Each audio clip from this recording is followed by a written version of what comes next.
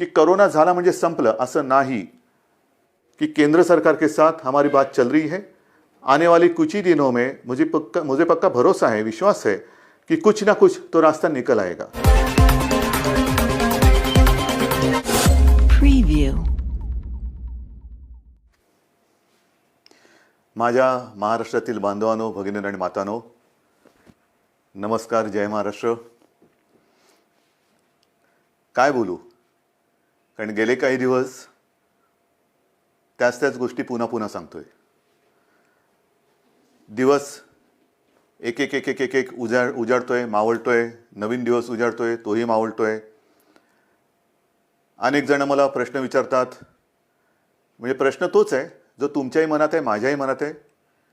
एकूणच हे जे काही युद्ध चालू आहे, मला एका लता दीदींच्या गाण्याची आठवण आली। संपूर्ण जगाची अवस्था सरणार कधी रण, याच परिस्थितीत आहे। वाट बघतोय आपण, हे रण संपणार कधी। आणि हे रण लढताना, युद्ध लढताना मागेही आपल्याला बोललो होतो की शत्रू समोर असेल तर आत्तापर्यंत आपण हिंदुस्थानी सगळे जे आहेत, सगळे माझे महाराष्ट्रातले माता भगिनी बांधव आहेत, त्यांनी एक गाव दोन तुकडे करून ह्या शत्रूचा कधीच नायनाट केला असता। पण हा शत्रू दिसत नाही आहे ना, तीच तर पंचायत आहे। आणि हा शत्रू सुद्धा एवढा विचित्र आहे की तो आपल्याच लोकांच्या माध्यमातून आपल्यावरती हल्ला करायला बघतोय। पण तरी देखील आपण सर्वांनी जो एक अभूतपूर्व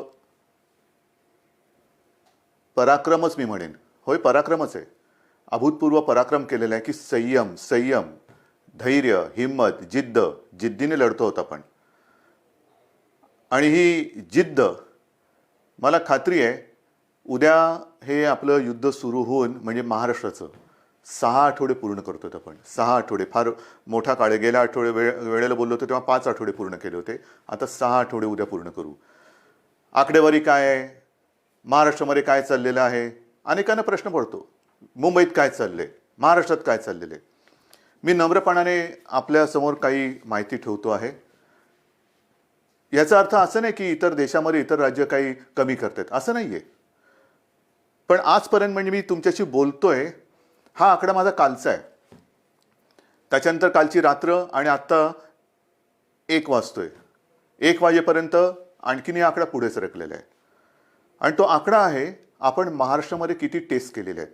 एक जे काही सगळीकडे काहूर उठतं ना, टेस्ट करा, करतोय आपण टेस्ट। जसं जसं आपल्याला शक्य होतंय तसं आपण या सगळ्या सोयी सुविधा वाढवतो आहोत। आत्तापर्यंत माझ्याकडे जो आकडा आहे, आत्तापर्यंत म्हणजे हा कालचा, मी पुन्हा एकदा सांगतो, काल संध्याकाळपर्यंतचा साधारणतः 66,796, म्हणजे 66,800 पर्यंत ह्या टेस्ट झालेल्या आहेत। त्याच्यामध्ये किमान 95% ह्या टेस्टमधले जे आपल्या व्यक्ती होत्या त्या निगेटिव्ह आलेल्या आहेत, म्हणजे त्यांना ह्याचा प्रादुर्भाव झालेला नाही। 66-67 ह्या टेस्ट झाल्यानंतर मग जे चित्र आपल्यासमोर आहे ते हेच आहे की साधारणतः 3,666 टेस्ट केल्यानंतर त्याच्यात 3,600 हे पॉझिटिव्ह आलेले आहेत। एकूण आतापर्यंत त्यातले 300-350 हे कालपर्यंत सांगतोय, ज्यांना ह्याचा प्रादुर्भाव झाला होता त्यांना बरं करून आपण घरी सुद्धा सोडलेलं आहे। आत्तापर्यंत सुद्धा एक आपण समाधान मानू शकतोय की जेवढे काही पॉझिटिव्ह रुग्ण आपल्याला सापडत आहेत त्यांच्यात किमान 70 ते 75% हे अतिसौम्य किंवा ज्यांना अजिबात लक्षणं नाहीत या वर्गात मोडत आहेत। आपल्याकडे जवळपास आज 52 रुग्ण हे थोडेसे मध्यम गंभीर ते अतिगंभीर या वर्गामध्ये मोडत आहेत। आपलं आता लक्ष आहे हे जे गंभीर आहेत त्यांना वाचवणं। पण होतंय काय की काही ठिकाणी आज सुद्धा मला ठिकठिकाणच्या डॉक्टरांकडनं जे काही त्यांच्याशी चर्चा करतोय तर असं समजतंय की बऱ्याच वेळेला अगदी शेवटच्या टप्प्यामध्ये हे रुग्ण आपल्याकडे येतात, म्हणजे आपण काहीच करू शकत नाही। काही केसेसमध्ये तर असे आढळून आलेले आहे की तो रुग्ण आल्यानंतर त्याचा रिपोर्ट टेस्टला दिल्यानंतर तो जो काय काळ लागतो, टेस्टसाठी जो काय काळ लागतो, रिपोर्ट येण्यासाठी तो लागतोच आहे. तो काय अजून कोणी कमी नाही करू शकलेला. तो रिपोर्ट प्राथमिकता देऊन आपण करून घेतो की हा गंभीर आहे, ह्याचा रिपोर्ट आम्हाला आधी द्या. एक काही अपवादात्मक परिस्थितीत असे झालेले आहे की ते रिपोर्ट येण्याच्या आतच त्यांचं दुर्दैवाने निधन झालेलं आहे. आणि म्हणून मला नेहमी हेच तुम्हाला सांगतो आहे आणि सांगायचं आहे की कोणतेही लक्षण, सर्दी, खोकला, ताप हे लपवू नका. घरच्या घरी उपचार करू नका. आपण याची विभागणी केलेली आहे, ज्याला आपण फीवर क्लिनिक म्हणतो. सर्दी, खोकला, ताप यांच्यासाठी दवाखाने पण सुरू केलेले आहेत. ज्यांना ज्यांना ही लक्षणं आढळतील, ही अशी काही ज्याला म्हणतो ना की नुसतं संसर्ग म्हणजे हात लावला तरी झाला असं नाही आहे. जर मास्क लावला, थोडं अंतर ठेवलं तर हे प्रादुर्भाव याचा टाळता येतो. पण आपल्यापासून आपल्याला हे लक्षणं दिसत असतील तर लोक वालीत टाकतील का? अशा संस्कृतीचा महाराष्ट्र नाही आहे. एकमेकाला मदत करणारी आपली संस्कृती आहे. आणि म्हणून मी पुन्हा आपल्याला विनंती करतोय की जर का कोणाला अशी लक्षणं आढळली, स्वतःमध्ये अशी लक्षणं वाटली, तर न घाबरता, न पळता, घरच्या घरी न राहता तुम्ही ह्या दवाखान्यात या. जेवढं लवकर आपण याल तेवढं लवकर आपल्यावरती इलाज होईल. आणि मी गेल्या वेळेला सांगितलं होतं की करोना झाला म्हणजे संपलं, असं नाही. आज सुद्धा जे मी तुम्हाला आकडा दिलेला आहे, बरं होऊन म्हणजे काही ठिकाणी तर जवळपास गंभीर झालेली रुग्णसुद्धा बरे होऊन आपण घरी सोडलेत म्हणजे त्यांना जाऊ दिलेलं, बरं करून घरी जाऊ दिलेलं आहे. तर असंही आहे, अगदी 6 महिन्याच्या बाळापासून 83, 84, 85 वयाच्या आजीपर्यंत रुग्ण हे बरे झालेले आहेत, बरे होत आहेत. पण वेळेमध्ये आले तर वेळेत आले पाहिजे. एक गोष्ट मला आणखीन सांगावीशी वाटते की काल मी संध्याकाळी मुंबईतील जे आपले खाजगी दवाखाने आहेत, हॉस्पिटल्स आहेत, किंबहुना स्वतः काही प्रॅक्टिस करणारे डॉक्टर्स आहेत, यांच्यापैकी काही डॉक्टरांशी बोललो. आणि मला समाधान आहेत, हे सुद्धा कुठेही लढायला कमी नाही आहेत. त्यांच्याशी मी स्वतः बोललो, आपले टास्क फोर्सचे डॉक्टर बोलले, महापालिका आयुक्त बोलले. या सर्वांनी एक आपल्याला आश्वासन दिलेलं आहे, विश्वास दिलेला आहे की आज उद्यापासून ह्यांच्या सगळ्या ज्या काही प्रॅक्टिस आहेत, विशेषतः नॉन कोविड पेशंटसाठी, नॉन कोविड म्हणजे ज्यांना कोविड नाही आहे, कोरोना झालेला नाही आहे, असे सुद्धा अनेक रुग्ण त्यांच्या जुन्या तक्रारी आहेत. कोणाला किडनीचे आजार आहेत, कोणाला हृदयरोग आहे, कोणाला मधुमेह आहे, इतरही काही व्याधी आहेत, काही जणांना अचानक होत आहेत. तर त्यांच्यावरती उपचार करण्यासाठी हे क्लिनिक, हे दवाखाने आणि हे हॉस्पिटल्स ही कोणत्याही परिस्थितीत चालू पाहिजेत. नाहीतर कोरोना कोरोना कोरोना करताना ह्यांच्याकडे दुर्लक्ष झालं तर हाही वर्ग खूप मोठा आहे. त्याच्यासाठी ते आपल्याला मदत करतात. त्या सगळ्यांना मी धन्यवाद देतोय. आणि मी संपूर्ण महाराष्ट्रातील डॉक्टर्सना आवाहन करतोय, विनंती करतो आहे की मुंबईतले डॉक्टर्स तयार झालेले आहेत, महाराष्ट्रामध्ये सुद्धा तयार होत आहेत. पण आता घाबरू नका. तुम्हाला जे जे काही हवं आहे, जे जे काय सरकार म्हणून करता येणं शक्य आहे, ते सर्व सरकार म्हणून आम्ही करतो आहोत. काही काळजी करू नका. तुम्हाला अगदी PPE किट पाहिजे असतील, जिथे जिथे शक्य आहे, कारण आजही या सगळ्या उपकरणांचा थोडा नाही म्हटलं तरी तुटवडा आहेच. मी उगाच काहीतरी खोटं सांगणार नाही आहे, पण तुटवडा थोडासा आहे. पुरवठा होतो आहे, केंद्राकडनं होतोय. राज्य सरकारसुद्धा जिथून जिथून शक्य होईल तिथून हा जो काही उपकरणांचा आपल्याला पुरवठा होऊ शकतोय त्यांना संपर्क करून त्यांच्याकडनं सुद्धा घेतोय. म्हणजे हे होत आहे, परिस्थिती सुधारते, नक्की सुधारते. धान्याच्या बाबतीत सुद्धा जवळपास 80-90% लोकांपर्यंत राशन आपण पोहोचवलेलं आहे. भगवा रेशन कार्डच्या बाबतीमध्ये राज्याने जो एक मोठा निर्णय घेतला त्याच्याप्रमाणे वाटप आता येत्या काही दिवसात सुरू होते. आपण त्यांना कमी दराने, सवलतीच्या दराने अन्नधान्य देतो आहोत. केंद्राने सुद्धा मी मागे जे बोललो होतो किमान आधारभूत किमतीने, त्याच्या बाबतीत सुद्धा ते मदत करतायत. आपल्याला अजून काय करता येणं शक्य आहे ह्याच्याबद्दल विचार करून केंद्राशी आपली बोलणी चालू आहेत. केंद्र सुद्धा आपल्याला मदत करते. महत्त्वाचा मुद्दा काय, अनेकांना असं आजही वाटते की केंद्र सरकार मोफत धान्य वाटते, तुम्ही का नाही देत? मोफत धान्य, केंद्र मोफत धान्य देते, मग तुम्ही का नाही देत? मोफत देत आहे, पण ते आत्तापर्यंत तरी फक्त त्यांनी तांदूळ दिलेले आहे. आणि हा तांदूळ सुद्धा अन्न सुरक्षा जी काही आपली एक योजना आहे त्यातल्या लाभार्थ्यांसाठी आहे. जसजसा तांदूळ येतोय तसं तोही आपण वाटतोय. या तांदूळाबरोबर आपण डाळ आणि गव्हाची मागणी केलेली आहे. कारण नुसता तांदूळ घेतोय तो आम्ही देतोय, पण तांदूळासोबत म्हणजे भाताबरोबर गहू आणि डाळ तर पाहिजे. त्या गहू आणि डाळीची सुद्धा आपण मागणी केलेली आहे. आणि मला विश्वास आहे अजून जरी त्याच्यात काही सुधारणा झाली नसली तरी लवकरात लवकर केंद्र सरकार ही आपली मागणी मान्य करून डाळीचा आणि गव्हाचा सुद्धा पुरवठा आपल्याला करेल. तो जसा येईल तसं तो आपण वितरण करेल त्याची सुरुवात करतोय. एकूणच काय की हळूहळू आता गोष्टी या आपल्याला लक्षात आल्यानंतर त्याच्याही बाबतीत यंत्रणा ही व्यवस्थित काम करते आहे. हे सगळं करताना आता उद्या 20 तारीख आपण तर आपला लॉकडाऊन 30 तारखेपर्यंत आणि केंद्र सरकारने म्हणजे माननीय पंतप्रधानांनी तर 3 मे पर्यंत केलं. चांगली गोष्ट केली. ह्याचं कारण असं की गेल्या काही दिवसामध्ये हे जे काही आकडे आहेत हे केंद्र सरकार सुद्धा बोलते की थोडेसे त्याच्यामध्ये घट होते. महाराष्ट्रामध्ये सुद्धा आणि मुंबईमध्ये सुद्धा मी अद्याप काही बोलणार नाहीये. गेल्या काही दिवसातले आकडे ह्याची पुन्हा मी एक तपासणी करायला सांगितले की मला खात्रीपूर्वक सांगा. आहे रोजची मला माहिती येते, पण कुठेही भ्रमात आपण राहायचं नाहीये. कारण हा कोरोना जो आहे जगभराचा आपण अनुभव घेतला तर त्याची वाढ होते, पुन्हा थोडी खाली होते, पुन्हा वरती येतो, पुन्हा खाली जातो. हे थोडं वरखाली होतं. खाली लवकर येईल आणि वर जास्त जाणार नाही ह्याची दक्षता आपल्याला घ्यायची. कुठेही भ्रमात राहून चालणार नाही, गाफील राहून चालणार नाही. आता काय झालं, आला खाली नाही, खाली नाही, तो खाली आला आणि आपण गाफील राहिलो तर तो खाली आणि जाऊ रे. तर तसं नकोय, मला गाफील राहायचं नाहीये.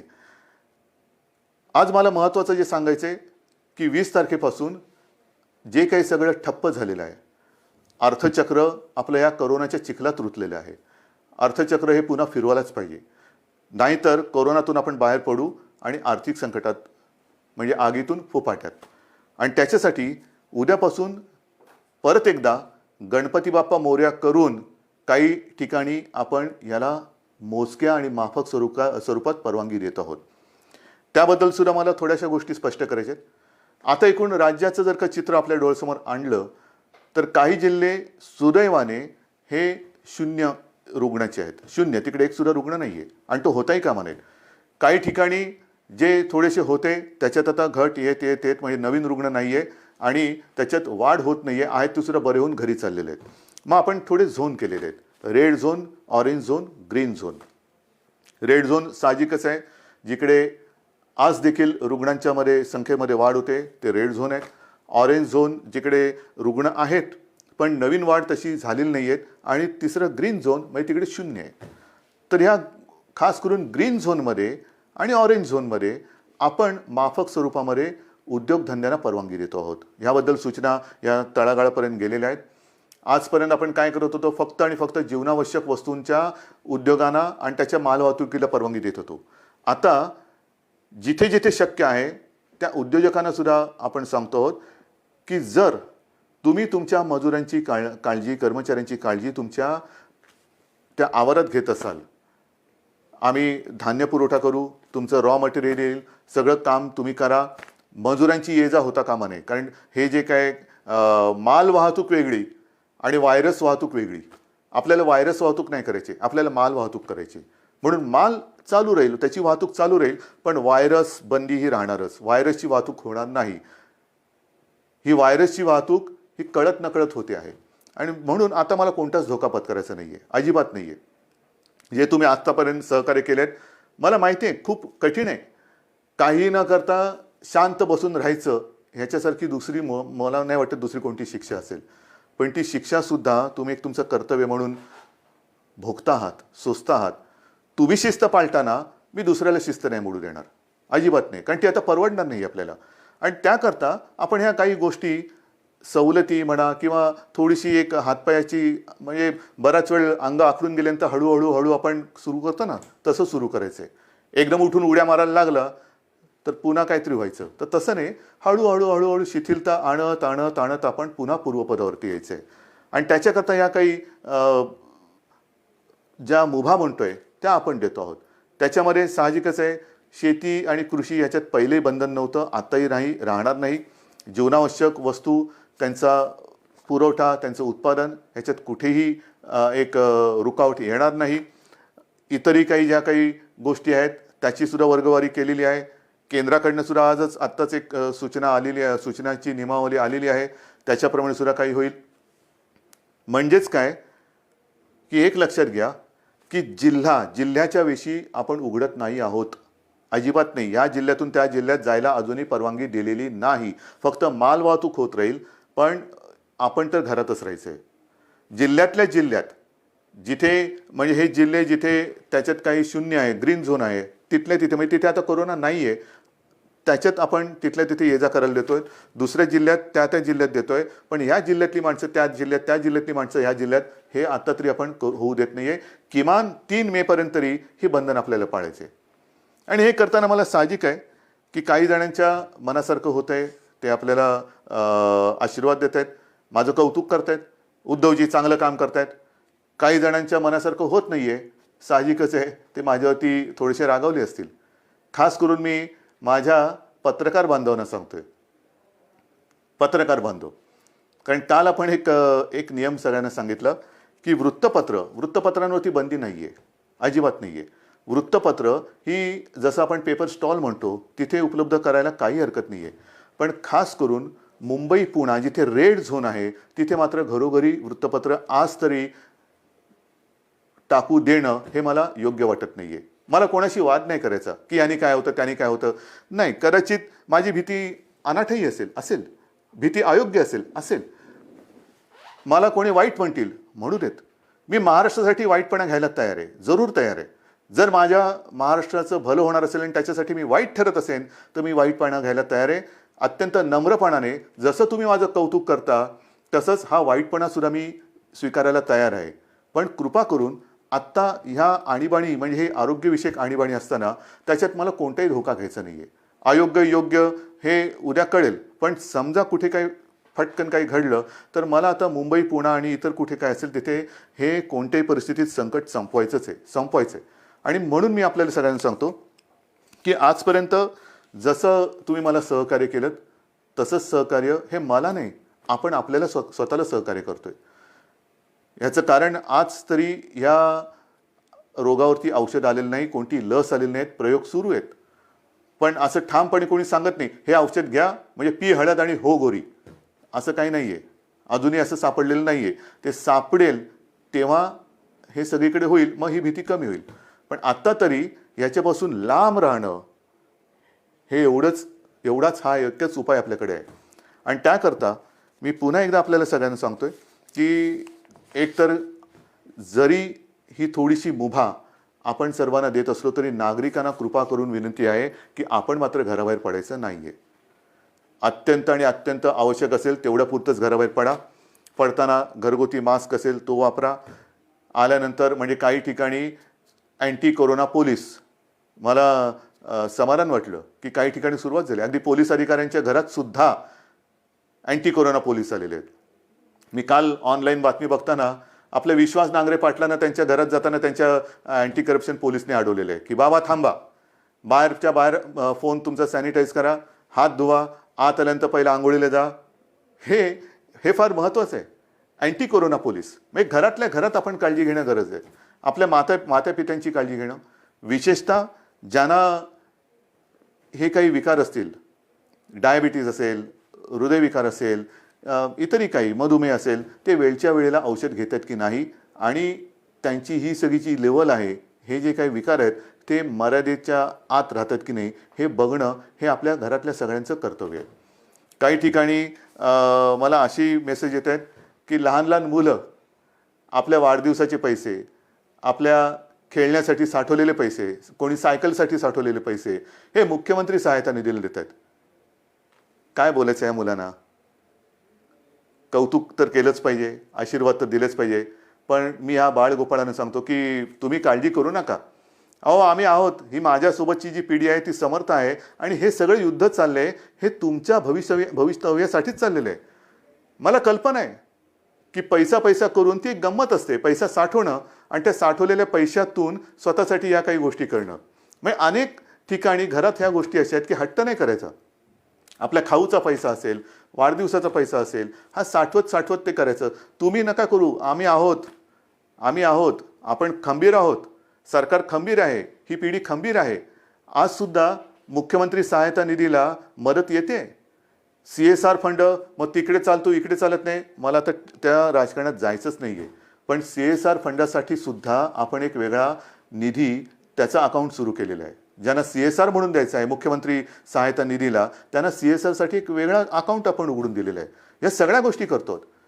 आणि त्याचबरोबरीने घरामध्ये राहून राहून थोडीशी एक अस्वस्थता येते, बेचैनी येते, काय करायचं कळत नाही, मग कोणाला विचारायचं, घरी कोण आहे. दोन गोष्टी आपण सुरू केलेल्या आहेत. एक तर खरं म्हणजे महाराष्ट्रामध्ये याची गरज नाही आहे, कारण महाराष्ट्र आपला हा सुसंस्कृत आहे. पण ज्या बातम्या येतात जगभरातून की घराघरामध्ये महिलांवरती अत्याचार किंवा हिंसाचार ह्या गोष्टी वाढत आहेत. महाराष्ट्रात असं होणार नाही. एक सुद्धा केस अशी होता कामा नये, अजिबात होता कामा नये. पण तरी देखील महिलांना मी विनंती करतोय की समजा दुर्दैवाने कुठे असा आपल्याला अनुभव आला तर 100 नंबर हा आपल्या मदतीसाठी आपण केलेला आहे. कुठे अशी जर का तुम्हाला वाटली की इकडे आपल्यावरती अन्याय होते किंवा थोडंसं होते, मानसिक स्थिती थोडीशी इकडे तिकडे होते, पण तिच्यासाठी ती सांभाळण्यासाठी आणि महिलांना रक्षण देण्यासाठी एक 100 नंबर हा आपण त्या सेवेसाठी देतो आहोत. दुर्दैवाने जर का अशी कुठे घटना घडत असेल तर 100 या नंबरवरती माझ्या माता भगिनींनी फोन करावा. तत्काळ आपलं महाराष्ट्र सरकार आपला भाऊ म्हणून आपल्यासोबत आपल्या मदतीसाठी धावून आल्याशिवाय राहणार नाही. आणि हे सांगत असताना मी आणखीन 2 नंबर आपल्याला सांगतोय, कारण इतके दिवस घरी राहिल्यानंतर मन अशांत होणार, मनात बेचैनी वाढणार, एकटेपण वाटणार, काय करावं कळत नाहीये, थोडंसं वैफल्य वाटणार. मग काय करायचं? तर त्याच्यासाठी सरकारने 2 नंबर आपल्यासाठी दिलेले आहेत. घेता लिहून? कागद पेन आहे हातामध्ये? ठीक आहे, बघा पटकन.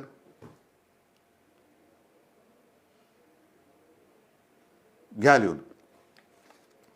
पहिला नंबर आहे तो मुंबई महापालिका आणि बिर्ला. अनेक स्वयंसेवी संस्था आपल्याला विविध रूपाने मदतीला येत आहेत.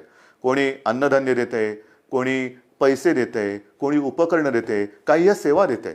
त्याच्यामध्ये बिर्ला आणि मुंबई महापालिका ह्या दोघांनी मिळून एक सेवा सुरू केलेली आहे. नंबर नीट लिहून घ्या. 1800